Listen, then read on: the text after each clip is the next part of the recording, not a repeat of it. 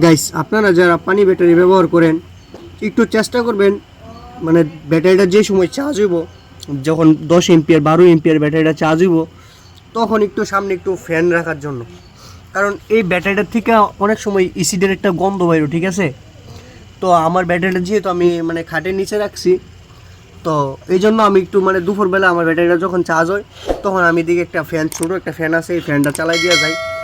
তো চালাই দিয়ে গেলে কি হয়, এটার যেই মানে একটা দুর্গন্ধ আসে, মানে বাজে একটা গন্ধ আসে, তো এই গন্ধটা যাতে আমার ঘরে না থাকে সেই জন্য মূলত আমি এদিকে একটা ফ্যান চালা যাই, যাতে এই গন্ধটা এই জায়গার মধ্যে না থাকে আর কি।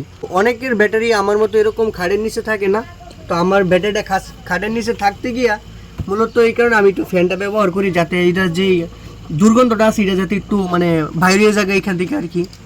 তো বেশি না ধরতে ধরে দেখা গেছে কি এই ফ্যানটা আমার আধা ঘন্টার মতো চালাই রাখি, যা যখন মনে করেন কি একদম প্রচণ্ড রোদ থাকে, রোদ থাকা অবস্থায় আর কি, যাতে ব্যাটারির দুর্গন্ধটা আসলে চলে যায়। তো গাইস আজকের ভিডিওটা এই পর্যন্তই, ভালো থাকবেন।